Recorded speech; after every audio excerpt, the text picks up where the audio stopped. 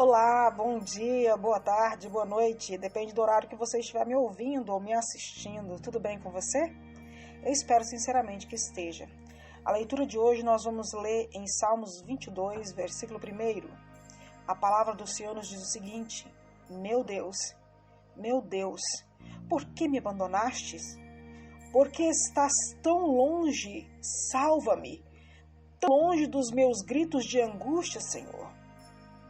O salmista estava se sentindo distante. Alguma vez nós já pensamos que Deus estava longe de nós, não é verdade? Quem pensou assim? Pensou que Deus não se importava com os nossos problemas ou ouvia as nossas orações?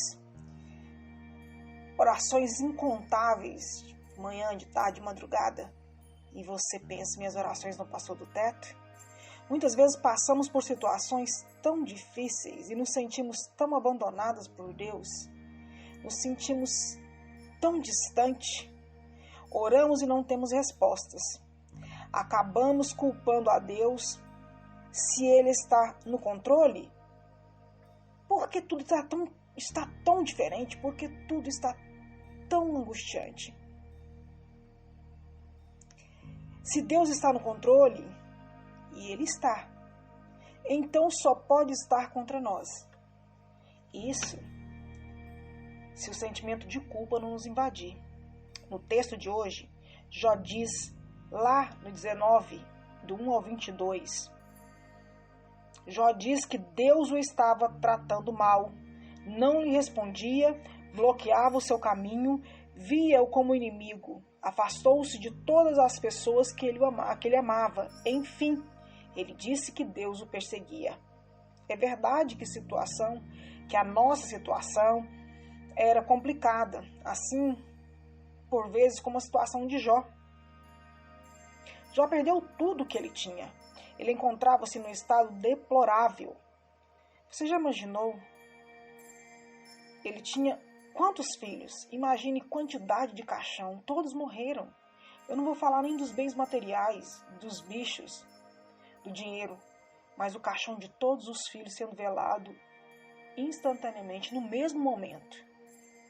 Já conseguiu imaginar isso? Que angústia, que tristeza! Naquela época de Jó, havia a falsa crença de que um castigo assim tinha de ser consequência do pecado. E alguma coisa mudou por hoje? Quem nunca ficou doente?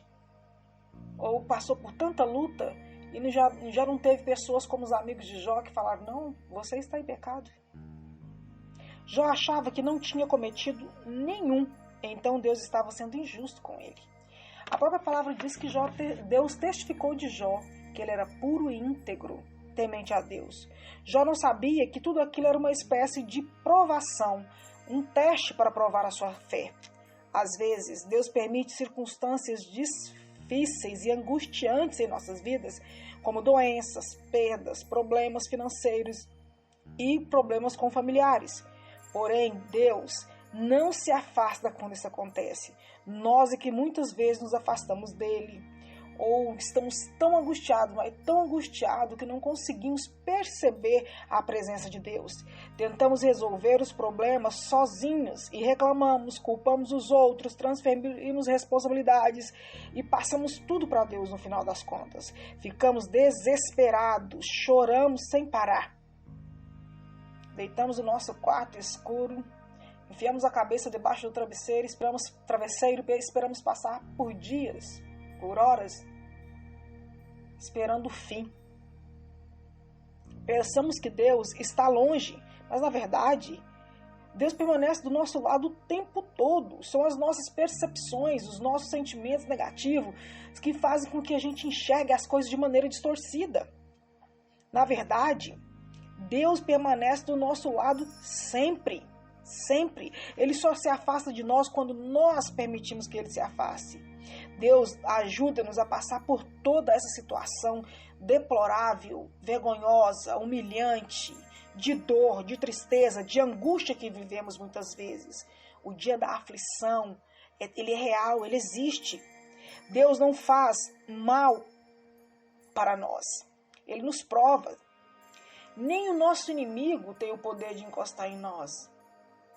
Às vezes a gente fica perturbado, a gente fica preocupado, pensando o que está acontecendo, Senhor.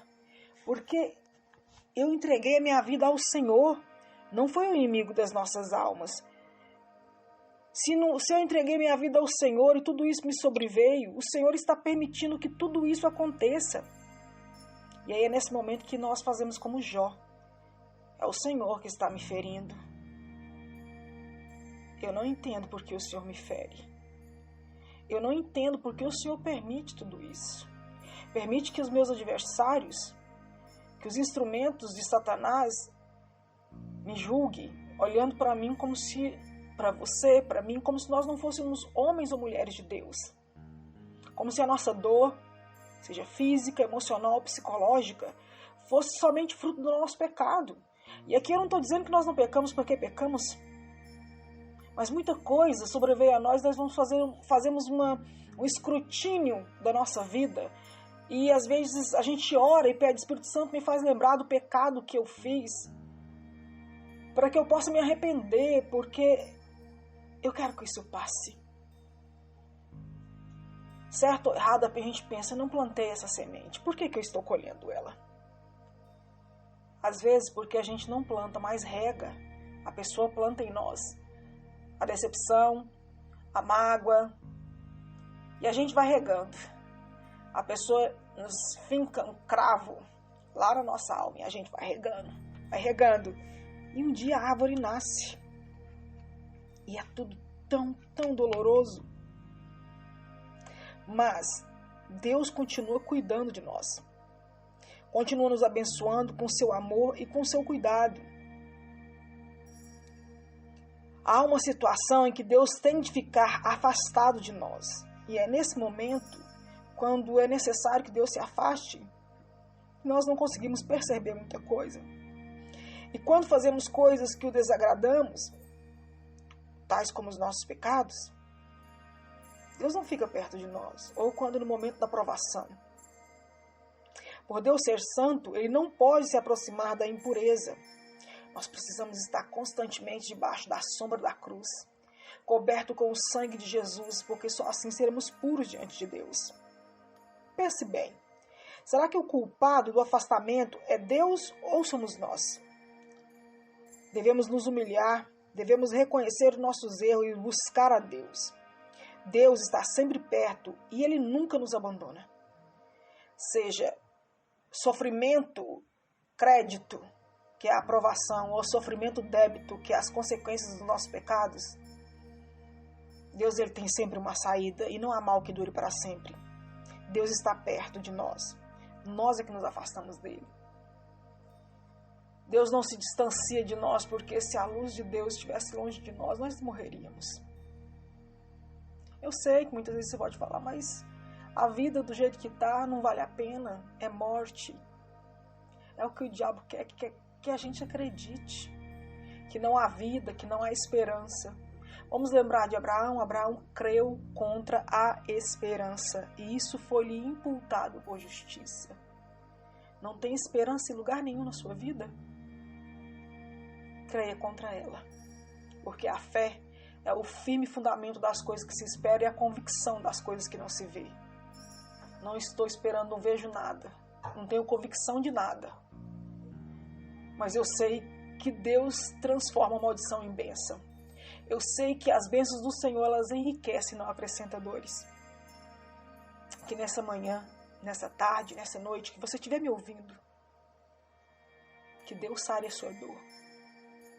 Seja ela física, seja ela psicológica, seja ela emocional. Que Deus te fortaleça espiritualmente. Que o seu celeiro transborde. Que as portas de emprego sejam abertas. Que você consiga sair bem na sua escola, na sua faculdade. Amém? Que o Senhor esteja com você, não só hoje, mas para sempre. Amém. Glória a Deus.